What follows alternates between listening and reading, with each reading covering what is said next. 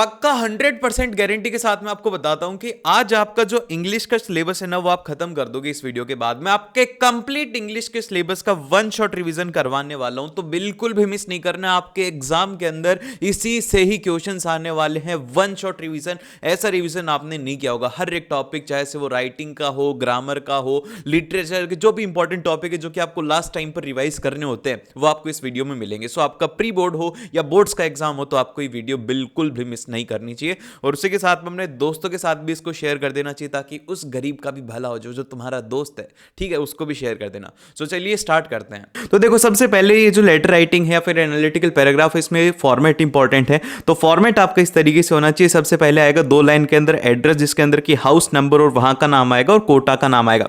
तो ये किसका एड्रेस हो गया? सेंटर एड्रेस हो गया। फिर उसके बाद में यहां पर आपको 1 लाइन का स्पेस जरूर से छोड़ना है। फिर उसके बाद में यहां पे डेट आएगा। डेट का फॉर्मेट इस तरीके से नहीं लिखना है, डेट इज इक्वल टू करके आप नहीं लिखेंगे, सिंपल सा आपको लिखना है 26 फरवरी 2024। फिर उसके बाद में यहां पर आता है जो रिसीवर एड्रेस है। अब ये किसी को भी आप लिख सकते हो, जैसे कि आप एडिटर को लिख रहे हो तो द एडिटर, यहां पे क्या आएगी? सबसे पहले उनकी पोस्ट आएगी कि किस पोस्ट को आप लिख रहे हो। जैसे कि अगर आप किसी मैनेजर को लिख रहे हो तो वहां पर मैनेजर का नाम आएगा, एमएलए को लिख रहे हो एमएलए का आएगा, प्रिंसिपल को लिख रहे हो प्रिंसिपल का आएगा। फिर उसके बाद में उसके नीचे आएगा उनका ऑफिस का नेम, देन फिर उसके बाद में वहां पर आएगी सिटी, ठीक है। तो जैसे कि मैं कोटा का हूं तो यहां पर ये आ गई कोटा सिटी। फिर उसके बाद में 1 लाइन के स्पेस यहां पे फिर से छूटेगा। फिर इसके बाद में यहां पे आएगा सब्जेक्ट। अब सब्जेक्ट कहां से लिखेंगे भैया? तो सब्जेक्ट आपको जैसे कि क्वेश्चन के अंदर दिया जाएगा कि आपको लेटर इस टॉपिक के ऊपर लिखना है, तो आप एज इट इज उसी को ही कॉपी करके यहां पे पेस्ट कर दोगे, इसमें अपना दिमाग नहीं लगाना है। फिर उसके बाद में 1 लाइन के स्पेस छोड़ करके सैल्यूटेशन आएगा। सैल्यूटेशन हो जाएगा हमारे पास में डियर सर और मैम। फिर उसके बाद में आप स्टार्ट करेंगे। तो ये जो 3 लाइनें हैं, इनिशियली 3 लाइनें आपको जरूर से याद रखनी, क्योंकि आपको इसमें ना कुछ भी अलग से नहीं जोड़ना है। स्टार्टिंग की 3 लाइन मैं बता देता हूं, लास्ट की 2 लाइन बता देता हूं, और खुद से 3-4 लाइनें भी लिख के आ जाओगे तो भी 5 में से 5 मार्क्स मिलेंगे, ठीक है। सो अब इसकी जो फर्स्ट 3 लाइनें हैं वो जरूर से याद रखना है। स्टार्टिंग की 3 लाइन और लास्ट की 2 लाइन अगर याद रख लोगे तो आपको कंफ्यूजन नहीं होगा, बस आपको अपनी तरफ से 2 लाइन ऐड करनी होगी। तो पहली 3 लाइनों को ध्यान रखो, वो ये है कि through the columns of your esteemed newspaper. अब एस्टीम्ड का मतलब होता है कि आपकी प्रतिष्ठावान या फिर बहुत ही ज्यादा शानदार पेपर, तो आपको उनकी तारीफ करते हुए लिखना है कि esteemed newspaper, I would like to draw the attention of the concern authority towards. फिर उसके बाद में जो भी आपका सब्जेक्ट जिसके ऊपर भी आप लिख रहे हो उसको एज इट इज यहां पर फिर से कॉपी कर देना है। तो स्टार्टिंग की 3 लाइनें तो आपको यहां से लिख देने। फिर उसके बाद में जो आपका सेकंड पैराग्राफ रहेगा उसमें आप लोग क्या इंक्लूड करोगे? उस पैराग्राफ में आपको इंक्लूड करना है प्रॉब्लम बतानी है कि किस लिए आप लेटर लिख रहे हो,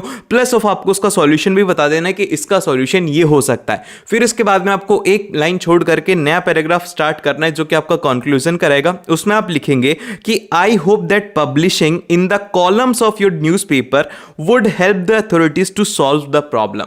तो आप यहां पर उनसे रिक्वेस्ट कर रहे हो कि आप ये ध्यान रखना कि एग्जाम के अंदर आप उनसे रिक्वेस्ट नहीं कर सकते, आप बस उनको बोल सकते हो कि वो पब्लिश कर सकते हैं अगर लेटर टू एडिटर होता है तो उस केस के अंदर, ठीक है।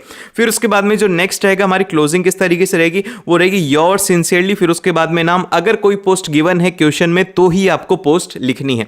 इस तरीके से आपका क्लोज हो जाएगा। और एक और इंपॉर्टेंट बात ध्यान रहे कि कोई भी लेटर लिख रहे हो तो उसको न्यू पेज से आपको स्टार्ट करना है। अगर पेज में कंप्लीट नहीं हो रहा है तो अगले पेज तक आप उसे लेके जा सकते हो, ठीक है। फिर उसके बाद में इसी तरीके से अगर लेटर ऑफ कंप्लेंट अगर आप लिखना चाहते हो तो लेटर ऑफ कंप्लेंट के अंदर ओपनिंग लाइन अलग होंगी। इसकी ओपनिंग लाइन इस तरीके से रहेगी कि I would like to highlight my concern towards the purchase of. फिर उसके बाद में यहां पे आपको बिल नंबर लिखना है फ्रॉम योर स्टोर। फिर इसके बाद में इसकी क्लोजिंग लाइन ध्यान से देखो। इसकी क्लोजिंग लाइन इस तरीके से रहेगी कि I request you to look into the matter and take quick action as soon as possible. तो इस तरीके से आपको लेटर ऑफ कंप्लेंट में लिखना है। वहीं पर अगर लेटर ऑफ इंक्वायरी आप करना चाहते हो तो उसके अंदर आपको ध्यान रहे कि लेटर ऑफ इंक्वायरी के अंदर क्या लिखना होगा कि I would like to enquire about, जो भी आपने जिसके बारे में इंक्वायरी करना चाह रहे हो उसको आपको कॉपी करके वहां पे लिखना है। और इसी तरीके से आपको फॉर्मेट फॉलो करना है। फॉर्मेट वही रहेगा और इसके अंदर कुछ भी चेंज नहीं है। अब इसके बाद में आता है एनालिटिकल पैराग्राफ। तो एनालिटिकल पैराग्राफ में सबसे पहले आएगा इंट्रोडक्शन। इंट्रोडक्शन में आपको लिखना है कि किस बारे में है पैराग्राफ, और इसकी ओपनिंग लाइन इस तरीके से रहेंगी। ओपनिंग लाइन अगर जैसे कि पाई चार्ट है या फिर ग्राफ वाला आता है तो उसके इसके अंदर जो ओपनिंग लाइन रहेंगी वो रहेंगी कि द गिवन पाई चार्ट या फिर ग्राफ डिस्क्राइब या फिर इलस्ट्रेट दैट, कि द डेटा फ्रॉम जो भी ईयर आपको दिया हुआ है, सिंपल्स आपको इंट्रो उसके अंदर देना है। जिस जिस भी बारे में आप उसमें बताना चाहते हो वो आपको सिंपल सा टॉपिक को कॉपी करके यहां पे पेस्ट करना है। अगर मान लो कि किसी कैरेक्टर के बारे में या फिर ट्रिप के बारे में दिया जा रहा है, जैसे कि इस साल के आपने देखा होगा कि आप कैप्टन हो और आपको एक ट्रिप के बारे में बोला गया कि ट्रिप जानी चाहिए या नहीं जानी चाहिए, तो उस केस के अंदर आप क्या करोगे, या फिर किसी कैंडिडेट को चुनाव जीतना चाहिए या नहीं जीतना चाहिए। तो उस केस के अंदर जो स्टार्टिंग इसकी रहेगी वो इस तरीके से रहेगी कि a thorough analysis of the given information about, जैसे कि ट्रिप के बारे में है तो ट्रिप शुड बी एक्सेप्टेड और रिजेक्टेड। जो भी आपका पॉइंट ऑफ व्यू है उसको आपको लिखना है, फिर उसके बाद में उसके अकॉर्डिंग ही आपको उसमें इंक्लूड करना है। ये आपका रहेगा इंट्रो का पार्ट। फिर उसके बाद में जैसे कि बॉडी के अंदर आप क्या लिखेंगे, बॉडी में आपको लिखना है डिटेल्ड डिस्क्रिप्शन लिखना है। जो भी आपको डेटा गिवन है, अगर पाई चार्ट गिवन है या फिर ग्राफ गिवन है तो उसमें सबसे पहले आप हाईएस्ट लिखेंगे, लोवेस्ट लिखेंगे कि कब हाईएस्ट था कब लोवेस्ट था। इसमें आपको क्या इंक्लूड करना है, इसमें आपको टाइम भी इंक्लूड करना है, प्लस ऑफ इसमें आपको डेटा भी इंक्लूड करना है। ये दोनों की दोनों चीजें आपको किसमें इंक्लूड करनी है, इसकी बॉडी के अंदर।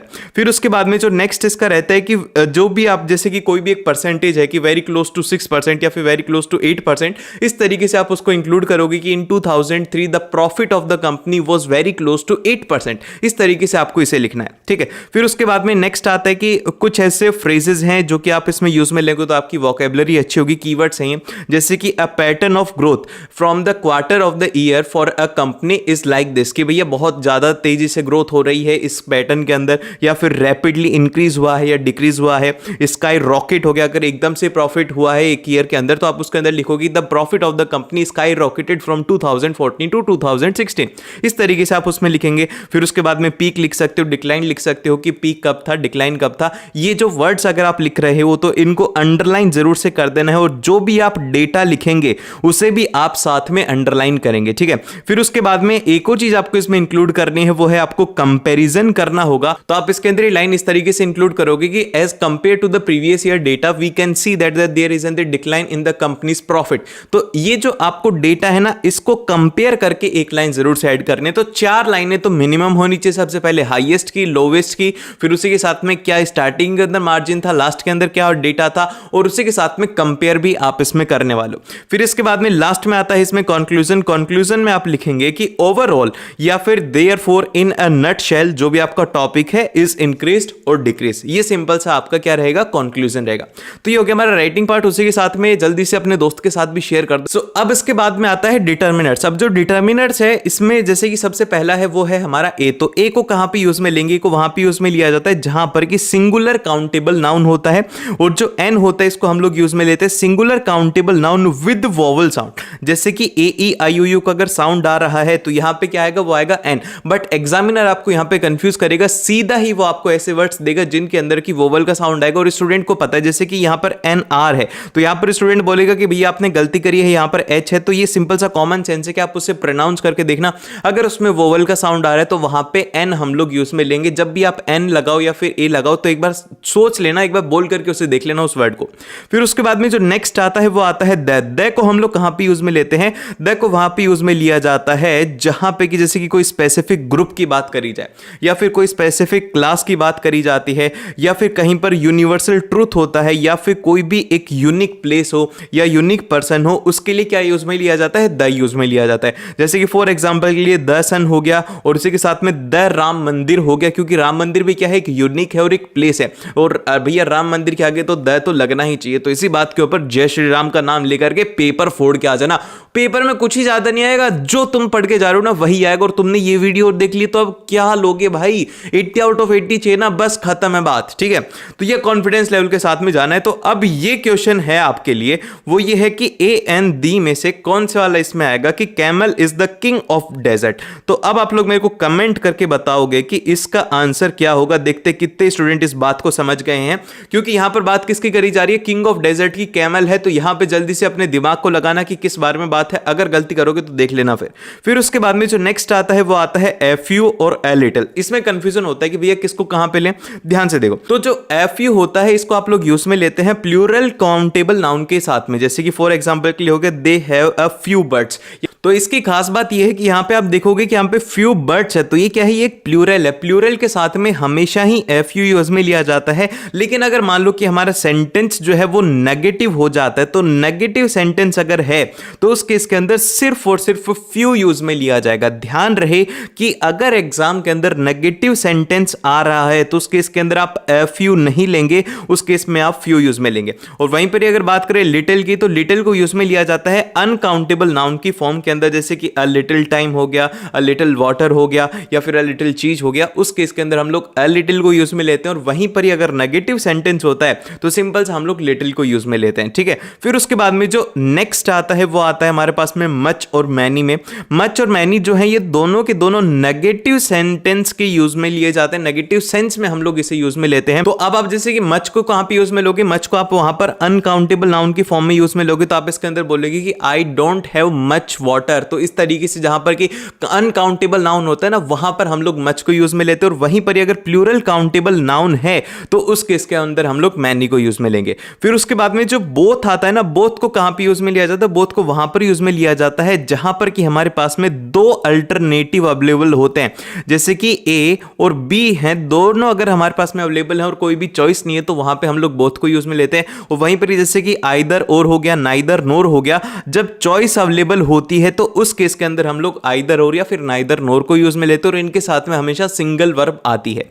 फिर इसके बाद में बात करते हैं वर्ब की। वर्ब में ज्यादा आपको नहीं पढ़ना है, वर्ब में आपको सिंपल सी हेल्पिंग वर्ब को याद रखना है कि कौन सी हेल्पिंग वर्ब सिंगुलर के साथ में आती है, कौन सी प्लूरल के साथ में आती है। जैसे कि सिंगुलर की अगर हम लोग बात करते हैं तो सिंगुलर में इज एम आता है और जो आर है वो प्लूरल के अंदर आती है। उसी तरीके से वॉच सिंगुलर होता है, वर्ब प्लूरल होता है, हैज सिंगुलर होता है, हैव प्लूरल होता है, और हेड जो है वो सिंगुलर प्लूरल दोनों के लिए साथ में यूज में लिया जाता है। और उसी के साथ में एक मोस्ट इंपॉर्टेंट पॉइंट है कि जैसे कि प्रेजेंट टेंस होता है उसमें वर्ब की फर्स्ट फॉर्म को यूज में लिया जाता है। तो अगर सिंपल वर्ब की फर्स्ट फॉर्म है तो वो कैसी होती है, वो प्लूरल होती है। यहां पे थोड़ा सा इसको करेक्ट कर लेना।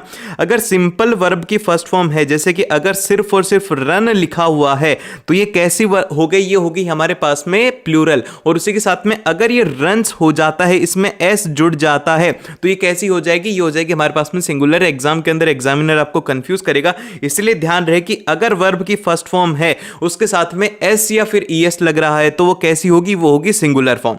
फिर उसके बाद में जो नेक्स्ट आता है वो आता है सब्जेक्ट वर्ब एग्रीमेंट। अब इसमें कुछ रूल्स हैं जो कि आपको ध्यान रखने हैं, बहुत ही ज्यादा इंपॉर्टेंट है, आपको सीधा इन्हीं से क्वेश्चन सॉल्व करना है। तो सबसे पहले वर्ब हम देख चुके हैं, इसका फॉर्मेट आपके पास में रहता है कि subject plus verb plus object, ये होता है सब्जेक्ट वर्ब एग्रीमेंट का फॉर्मेट। अब इसमें जो रूल नंबर फर्स्ट होता है, रूल नंबर फर्स्ट होता है कि फर्स्ट पर्सन और जो सेकंड पर्सन होते हैं इनके लिए हम लोग हमेशा ही सिंगुलर वर्ब यूज में लेते हैं। और उसी के साथ में इसमें एक एक्सेप्शन है कि अगर आई और यू होता है तो इसके साथ में हमेशा ही प्लूरल वर्ब होती है। होने को ये सिंगुलर होते हैं लेकिन इनके साथ में प्लूरल वर्ब को यूज में लिया जाता है, जैसे कि आई हैव, आई डू या फिर यू हैव, ऐसी वर्ब यूज में ली जाती हैं इनके साथ में। फिर इसके बाद में जो नेक्स्ट आता है वो आता है रूल नंबर सेकंड की एंड के साथ में कैसी वर्ब आएगी। तो एंड के साथ में जैसे कि यहां पर दिया गया कि Ayush and Rohit have gone to school. तो अब यहां पर क्या है कि आयुष एक अलग है और रोहित अलग है, लेकिन ये सिंगल सिंगल है, लेकिन क्या है ये एंड से कनेक्टेड है। अगर दो सब्जेक्ट कनेक्टेड होते हैं तो इस केस के अंदर क्या हो जाते हैं, प्लूरल हो जाते हैं। इस वजह से हैव हो जाएगा इसका आंसर, क्योंकि बहुत सारे स्टूडेंट इसमें कंफ्यूज होंगे कि आयुष अलग है रोहित अलग है, तो क्या होना चाहिए, इसका हैज होना चाहिए, लेकिन इसका हैज नहीं होगा, इसका हैव होगा, क्योंकि यहां पर क्या है कि दो अलग अलग सब्जेक्ट है तो ये प्लूरल हो गया। फिर उसी तरीके से अगर कोई एक सेम आइडिया है, जैसे कि फॉर एग्जांपल के लिए ब्रेड एंड बटर की बात करी जा रही है, एक जैसे हैं, तो इनके लिए कौन सी वर्ब आएगी, इनके लिए इज आएगा, इनके लिए सिंगुलर वर्ब आएगी। जैसे कि ब्रेड एंड बटर हो गया, टी एंड कॉफी हो गया, तो इन केस के अंदर क्या आएगी, आपके पास में सिंपल वर्ब आएगी जो कि आपको ध्यान रखनी है, वो सिंगुलर वर्ब आएगी। इसके बाद में आता है इसका रूल नंबर थर्ड, जो कि है कि वन ऑफ के साथ में क्या आएगा, सिंगुलर वर्ब आएगी। इसका एग्जांपल है कि one of my student is coming today, इसमें ज्यादा ध्यान नहीं रखना। फिर इसके बाद में जैसे कि इनडेफिनिट प्रोनाउंस है। अब इनडेफिनिट प्रोनाउंस कौन से हैं, एवरीवन हो गया, एनीवन हो गया, समवन हो गया, फिर नोवन हो गया, तो इनके साथ में क्या आएगा, हमेशा ही सिंगुलर वर्ब आएगी। और उसी के साथ में जो रूल नंबर फिफ्थ है कि अगर कोई का नाम है, जैसे कि महात्मा गांधी का नाम है, आयुष का नाम है, रोहित का नाम है, इनके साथ में हमेशा ही सिंगुलर वर्ब आएगी। एरिक्स हो गया, स्पीसीज हो गया, तो इनके साथ में क्या आना चाहिए, सिंगुलर आना चाहिए फिर प्लूरल आना चाहिए। अब आप बोलोगे कि भैया यहाँ पर स्पीसीज है, ये क्या है, ये है प्लूरल, तो इसके साथ में कैसी वर्ब आनी चाहिए, प्लूरल। प्लूरल वर्ब नहीं आएगी, ये क्या है, एक नाम है। न्यूज भी क्या है, एक नाम है। बैरिक्स भी क्या है, एक नाम है, ये प्लूरल नहीं है। तो ये बात ध्यान रहे कि आपको जैसे कि किसी का नाम आ रहा है तो उसके साथ में हमेशा सिंगुलर वर्ब यूज में लेनी है। फिर उसके बाद में जैसे कि कुछ वर्ड्स हैं, जैसे कि एज वेल एज हो गया, बट हो गया, बिसाइड हो गया, along with, nothing, rather than, इन सभी के साथ में जो हमारी वर्ब है वो कैसी होती है, सब्जेक्ट के अकॉर्डिंग यहां पर वर्ब होती है। जैसे कि फॉर एग्जांपल के लिए यहां पर है कि principal as well as teachers are busy in the exam duty. तो यहां पर क्या बात करी जा रही है, प्रिंसिपल की भी बात करी जा रही है प्लस ऑफ यहां पर टीचर्स की बात करी जा रही है, तो यहां पर दो लोगों को इंक्लूड किया गया है। इस वजह से कौन सी वर्ब आ रही है यहां पे हमारे पास में आ रही है, आर हेल्पिंग वर्ब आ रही है, जो कि कैसी है, जो कि है हमारे पास में एक प्लूरल वर्ब है, क्योंकि ये क्या है, ये प्लूरल इसके सब्जेक्ट है। फिर उसके बाद में नेक्स्ट आता है मॉडल्स। मॉडल्स के अंदर आपको मैं ज्यादा डिटेल के अंदर नहीं बताऊंगा क्योंकि अभी आपके पास में टाइम कम है, तो सिंपल से हम लोग ऊपर ऊपर से देख लेते हैं। जैसे कि विल को हम लोग कहां पे यूज में लेते हैं, जब भी हमारा कोई फ्यूचर प्लान होता है या फिर कोई फ्यूचर इंटेंशन होता है, वहां पे हम लोग इसे यूज में लेते हैं। या फिर हम कोई भी प्रॉमिस कर रहे होते हैं, फिर कमिटमेंट के लिए हम लोग विल को यूज लेते हैं। या फिर आप किसी को ऑफरिंग कर रहे हो, जैसे कि will you help me in cooking की, आप किसी से पूछ रहे हो, तो उस केस के अंदर भी हम लोग विल को यूज में लेते हैं। और इसी के साथ में जो कैन होता है, कैन को हम लोग हमारी एबिलिटी को एक्सप्रेस करने के लिए यूज में लेते हैं, जैसे कि I can speak English fluently. फिर उसी के साथ में एक और एग्जांपल है कि एक्सप्रेसिंग अ रिक्वेस्ट, कि आप किसी से रिक्वेस्ट कर रहे हो कि can you please come with me, कि आप मेरे साथ में आ सकते हो। इसके अंदर क्या आता है, विल के अंदर, और इसके अंदर कंफ्यूज मत होना। यहां पर क्या करते हो, आप उनको ऑफर करते हो, और यहां पर क्या कर रहे हो, आप उनसे एक रिक्वेस्ट कर रहे हो। यहां पर आप ऑफर नहीं कर रहे हो, आप उनसे एक रिक्वेस्ट कर रहे हो। फिर उसके बाद में यहां पर जो नेक्स्ट आता है वो आता है कुड। कुड को हम लोग कहां पे यूज में लेते हैं, कुड को हम लोग वहां पे यूज में लेते हैं जहां पे कि हमें हमारी पास्ट की एबिलिटी को बताना होता है। जैसे कि फॉर एग्जांपल के लिए कि I could swim when I was young, की मतलब मैं पास्ट की मेरी एबिलिटी की बात कर रहा हूं, तो उस केस के अंदर क्या होगा, उस केस के अंदर मैं कुड को यूज में लूंगा। या फिर making a possibility in past, की अगर जैसे कि मान लो कि यहां पे पॉसिबिलिटी भी ये हो सकती है कि पॉसिबिलिटी अगर बना रहे हैं तो वहां पे भी आप कुड को यूज में लोगे। जैसे कि फॉर एग्जांपल के लिए if I had more time I could score better, कि भैया मेरे पास में जो 1 साल का टाइम था, अगर 2 साल का होता तो मैं और अच्छा स्कोर कर लेता, लेकिन ऐसा नहीं होता। टाइम आपके पास में, सभी के पास में खूब था, और आप लोग डर क्यों रहे हो, आपने बहुत अच्छी पढ़ाई करी है, ठीक है। फिर उसके बाद में जो नेक्स्ट आता है वो आता है जैसे कि एक्सप्रेसिंग अ हाइपोथेटिकल सिचुएशन। अगर हाइपोथेटिकल सिचुएशन की बात करी जाती है तो वहां पर भी कुड को यूज में लेते हैं। और फिर इसके बाद में आता है मे को हम लोग कहां पे यूज में लेते हैं, जहां पे कि हमें कोई सजेशन बनानी होती है, फिर हमें किसी से परमिशन लेनी होती है, तो उस केस के अंदर हम लोग इसे यूज में लेते हैं। ये जो मे है इसको ज्यादा फॉर्मल माना जाता है, मे को आप लोग ज्यादा प्रेफर करेंगे। फिर उसके बाद में नेक्स्ट आता है माइट। माइट को हम लोग कहां पे यूज में लेते हैं, माइट जो है सिमिलर के ही अकॉर्डिंग होता है, लेकिन ये मे जो होता है ये ज्यादा फॉर्मल होता है। रिक्वेस्ट के केस के अंदर आप लोग किसे यूज में लेंगे, मे को यूज में लेंगे। जो माइट होता है कंडीशनल होता है, जैसे कि if I finish my work on the time I might go for a walk. यहां पर अगर कंडीशन आ रही है कि ऐसा होगा तो ऐसा होगा, तो उस केस के अंदर आप लोग माइट को यूज में ले सकते हो। फिर परमिशन और सजेशन के लिए भी इसे यूज में लेते हैं।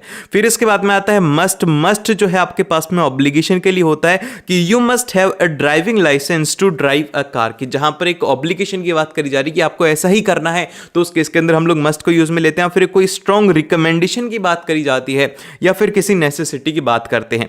फिर इसके बाद में जो नेक्स्ट आता है वो आता है शुड। शुड को कहां पे यूज में लेना चाहिए, तो शुड को आप लोग वहां पे यूज में लेंगे जहां पर कि कोई एडवाइस आप दे रहे हो या फिर कोई ऑब्लिगेशन हो या फिर किसी को सजेशन देनी हो, तो उस केस के अंदर आप लोग शुड को यूज में लेंगे। जैसे कि you should study for exam if you want to do well. अब यहां पे आपको कंफ्यूजन होगा कि भैया अभी अभी तो आपने क्या बताया था, अभी आपने बताया था मस्ट और अभी आप बता रहे हो शुड, तो इसमें से कौन सा लेना चाहिए। अब यहां पर क्या है कि यहां पर स्ट्रॉन्ग ऑब्लिगेशन नहीं है, यहां पर क्या है कि you should study for the exam if you want to do well. अब यहां पे हम लोग इनको बोल नहीं रहे कि भाई ऐसा ही करो, यहां पर क्या बोल रहे हैं कि अगर अच्छे नंबर लाने हैं तो तुम्हारे को स्टडी करनी पड़ेगी। तो जहां पर स्ट्रॉन्ग ऑब्लिगेशन होता है वहां पे हम लोग क्या यूज में लेते हैं, मस्ट यूज में लेते हैं। जो स्ट्रॉन्ग ऑब्लिगेशन होता है वो किस में होता है, वो होता है मस्ट के अंदर, ठीक है, ये बात आपको ध्यान रहे। और फिर इसके बाद में आती है reported speech. Reported speech conversion बहुत ज्यादा इंपॉर्टेंट है, आपको एग्जाम के अंदर रिपोर्टेड स्पीच कन्वर्जन देखने को मिलेंगे, तो ध्यान से सुनना। रिपोर्टेड स्पीच के अंदर आपको सबसे पहले क्या ध्यान रखना है कि सेट टू को आप कन्वर्ट करेंगे टोल्ड के अंदर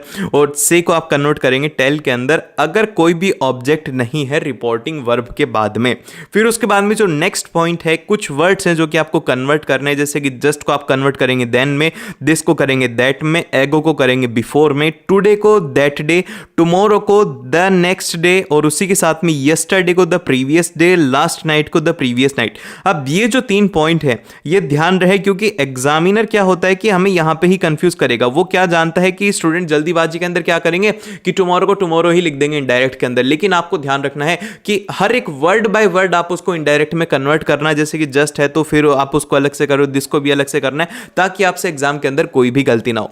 फिर उसके बाद में आते हैं जैसे कि कैन को आप कन्वर्ट करेंगे कुड में, विल को कन्वर्ट करेंगे वुड में, हेयर को कन्वर्ट करेंगे देयर में। अब ये आगे कन्वर्जन हो सकता है, लेकिन अगर उसके अंदर वुड है तो वुड का कन्वर्जन विल में नहीं होगा।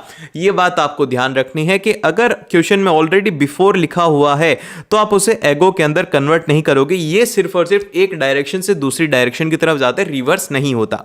फिर उसके बाद में जैसे कि जो टेंस है, टेंस का कन्वर्जन होता है, जैसे कि अगर प्रेजेंट टेंस है, वर्ब की फर्स्ट फॉर्म है, तो वो कन्वर्ट होती है पास्ट के अंदर वर्ब की सेकंड फॉर्म में, सिंपल कन्वर्जन होता है इसमें। और जो भी हेल्पिंग वर्ब रिक्वायर्ड होती है वो आप इसमें लिखेंगे। प्लस ऑफ आपको यहां पे ध्यान रखना है, जैसे कि प्रेजेंट कंटिन्यूअस उसे पास्ट कंटिन्यूअस में कन्वर्ट किया जाता है, और जो सिंपल पास्ट है उसको किस में कन्वर्ट किया जाता है, पास्ट परफेक्ट में। जैसे कि रॉट वर्ब की सेकंड फॉर्म है, लेकिन इसको जब कन्वर्जन किया जाएगा पास्ट परफेक्ट में, तो यहां पर हेल्पिंग वर्ब का ध्यान रहे कि हेल्पिंग वर्ब भी लगेगी, प्लस ऑफ जैसे कि हैड रिटन हो गया, तो यहां पे हेल्पिंग वर्ब के साथ में आपको उसमें कन्वर्ट करना होगा। फिर इसके बाद में जो नेक्स्ट आता है वो आता है टेंसेस। टेंसेस का एक बार फास्टली रिवाइज कर लेते हैं। देखो टेंसेस के अंदर ज्यादा मैं बताऊंगा नहीं, कुछ कुछ बातें जो कि गलतियां होती है वो मैं आपको बता देता हूं। जैसे कि जो वॉज होता है उसको सिंगुलर के लिए यूज में लेते हैं, लेकिन प्लूरल के लिए हम लोग वर को यूज में लेते हैं। जैसे थर्ड पर्सन के लिए वी दे, और सेकंड पर्सन के लिए यू को यूज में लेते हैं, जो कि मैंने आपको एक्सेप्शन बताया था।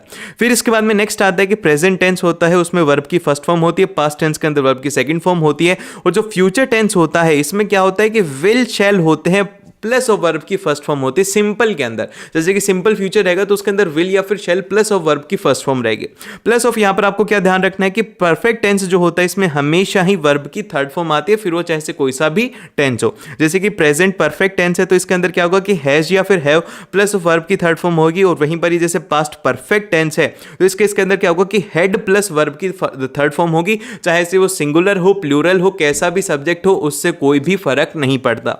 फिर उसके बाद में आता है कि फ्यूचर परफेक्ट अगर टेंस है तो इस केस के अंदर क्या होगा कि विल शैल होगा, प्लस ऑफ यहां पर क्या होगा, वो होगा हैव, प्लस ऑफ यहां पे वर्ब की थर्ड फॉर्म रहेगी। ये तीनों की तीनों बातें आप ध्यान रखना, शैल हटा देना, विल ही रहता है इसमें, ठीक है। फिर उसके बाद में जो नेक्स्ट आता है वो आता है जैसे कि प्रेजेंट परफेक्ट कंटिन्यूअस है, तो इसके अंदर क्या करेंगे, तो प्रेजेंट परफेक्ट कंटिन्यूअस में आपको ध्यान रखना है कि जो प्रेजेंट परफेक्ट रहेगा उसके अंदर हैज हैव आएगा, प्लस ऑफ उसके अंदर बीन कंपल्सरी ऐड हो जाएगा, फिर वो पास्ट के अंदर भी ऐड होगा, फ्यूचर में भी ऐड होगा। जैसा कि हमारा परफेक्ट में होता था उसमें बस क्या एक इंक्लूड हो जाएगा कि इसमें बीन इंक्लूड हो जाएगा, और जो वर्ब है वो क्या हो जाएगी, वर्ब की फर्स्ट फॉर्म प्लस आईएनजी हो जाएगा। और पास्ट में क्या होगा, पास्ट में भी वर्ब की फर्स्ट फॉर्म प्लस आईएनजी हो जाएगा, और फ्यूचर में भी क्या होगा कि will have plus of verb की फर्स्ट फॉर्म प्लस आईएनजी हो जाएगा, ठीक है। विल हैव बीन इसमें इंक्लूड हो जाता है।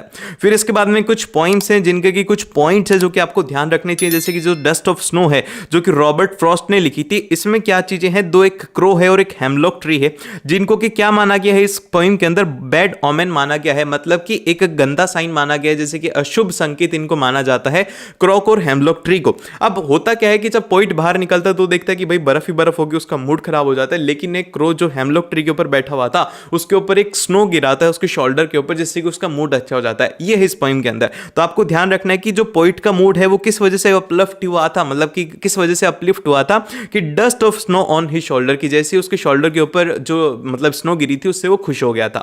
फिर इसके बाद में जो नेक्स्ट आता है वो आता है फायर एंड आइस। अब फायर एंड आइस के अंदर आप ध्यान रखिएगा, सबसे पहले तो आप लोग मुझे इसका पोइट का नाम बताओ। अगर आपके पास में टाइम है ना तो एक बार सभी के पोइट के नाम जरूर से याद कर लेना, और अभी अभी मेरे को भी कमेंट करके बताओ कि फायर एंड आइस का पोइट कौन है। अब इसमें क्या ध्यान रखना है, इसमें आपको ध्यान रखना है कि जो फायर है, फायर किसको रिप्रेजेंट करती है, डिजायर को रिप्रेजेंट करती है, लस्ट को रिप्रेजेंट करती है, पैशन को करती है, और एंगर को करती है। और उसी के साथ में जो आइस है, आइस किसको रिप्रेजेंट करती है, हेट्रेड को रिप्रेजेंट करती है, रिजिडिटी को करती है, कोल्डनेस को करती है, इनसेंसिटिविटी को करती है। ये आप जब एग्जाम के अंदर लिखोगे उसमें ये क्वेश्चन सीधा आ सकता है कि what does the ice and fire represent. तो इस बात का ध्यान रहे कि आइस किसको रिप्रेजेंट करता है, फायर किसको रिप्रेजेंट करता है। और उसी के साथ में एक इंपॉर्टेंट लाइन है जो कि आपको ध्यान रखनी है, वो ये है कि according to poet the world will end up twice and ice would be the great. कि पोइट का मानना यह है कि जो आइस है ना उसके अकॉर्डिंग क्या होगा कि वर्ल्ड का एंड होना अच्छा होगा। तो अब जो आता है वो आता है टाइगर इन जू। तो यहां पर क्या है कि टाइगर के कुछ फीचर्स दिए हुए जो कि आपको याद होने चाहिए, जैसे कि टाइगर जो होता है उसके पास में व्हाइट बिग फैंग्स होते हैं जिससे कि वो गांव वालों को डराता है।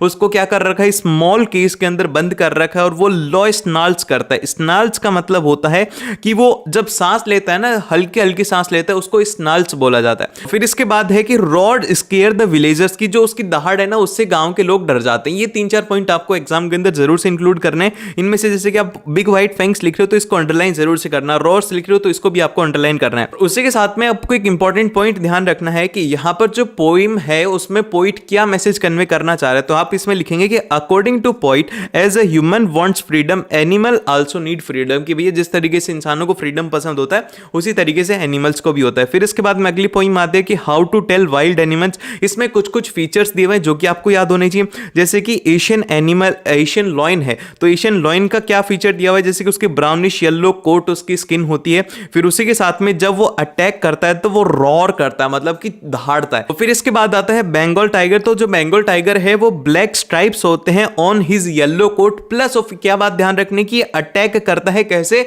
साइलेंटली। फिर इसके बाद में आता है लेपर्ड। लेपर्ड कैसा होता है, लेपर्ड्स के पास में होते हैं ब्लैक स्पॉट होते हैं उसकी स्किन के ऊपर, प्लस वो किस तरीके से जंप करता है, वो करता है जंप करता है किसी भी इंसान के ऊपर। तो ये तीन चीजें हैं जो कि आपको इसमें ध्यान रखनी है। फिर उसके बाद में आता है कि जो एमेंडा की मदर है वो क्या चाहते हैं कि वो ना करे, तो एमेंडा की मदर चाहती है कि वो है ना अपने शोल्डर्स को बेंड ना करे। फिर सेकंड पॉइंट आता है कि doesn't like her pimples, tell her to stop eating chocolate, की उसको है ना उसके पिंपल्स अच्छे नहीं लगते, तो इस वजह से बोलती है कि तुम चॉकलेट खाना बंद कर दो। और फिर उसी के साथ में आता है एक सी वाला पॉइंट, तो इस पॉइंट को ध्यान से देखना, इसके अंदर है कि she wanted her to stop looking disappointed, कि वो चाहती है कि वो उदास ना रहे, इसलिए चाहती है क्योंकि उसको लगता है कि अगर लोग देखेंगे तो उन्हें लगेगा कि इसको कंट्रोल किया जा रहा है। फिर उसके बाद में जो नेक्स्ट आता है वो आता है the tale of custard dragon. तो इसमें कुछ कुछ बातें हैं जो कि आपको ध्यान रखनी है, जैसे कि बेलिंडा के जो एनिमल्स है कौन से हैं, एक तो कीटन है, माउस है, डॉग है और ड्रैगन है, 4 उसके एनिमल है। फिर उसके बाद में जो कीटन है उसका कलर कैसे, वो ब्लैक है और उसका नाम है इंक, और उसी के साथ में जो माउस है उसका नाम है ब्लिंक, और जो ड्रैगन है उसका नाम है कस्टर्ड, और जो डॉग है उसका नाम क्या है, उसका नाम है मस्टर्ड। और फिर उसी के साथ में जो ड्रैगन है इसके कुछ फीचर्स हैं जो कि आपको दिए हुए, जैसे कि इसका किस तरीके का दिखता है, जो कि पोएम में बता के वो है कि spike on his top skill, की उसकी टॉप स्किल्स के ऊपर स्पाइक है, प्लस ऑफ उसका माउथ फायर प्लेस के जैसा है और उसकी नोज चिमनी के जैसी है। अगर आपने वीडियो को यहां तक देखा है तो दैन जरूर से लिखना, और उसी के साथ में कुछ इंपॉर्टेंट बातें हैं जो कि आपको एग्जाम से पहले ध्यान रखनी चाहिए, वो ये है कि आप जिस ऑर्डर में आज तक सैंपल पेपर अटेम्प्ट करते हैं उसी तरीके से आपको पेपर को अटेम्प्ट करना है। अगर कोई क्वेश्चन नहीं आ रहा है तो उसके अंदर अपना टाइम वेस्ट बिल्कुल भी नहीं करना है, क्योंकि आगे का पेपर बहुत ज्यादा है। और उसी के साथ में एक और बात कि आपको स्टार्टिंग से ही इंग्लिश के अंदर अच्छे से स्पीड मेंटेन रखनी है ताकि आपका पेपर ना छूटे। बस ये कुछ बातों का ध्यान रखो और आपने सब कुछ पढ़ लिया है। ऑल द वेरी बेस्ट, भगवान आपके साथ में, पेरेंट्स का आशीर्वाद लेकर के जरूर से जाना, और मिलते हैं आप लोग उस नेक्स्ट वीडियो में। और लाइक नहीं किया तो लाइक करो, शेयर क्यों नहीं किया, शेयर करना बहुत ज्यादा जरूरी है, और मिलते हैं आप लोग उस नेक्स्ट वीडियो में।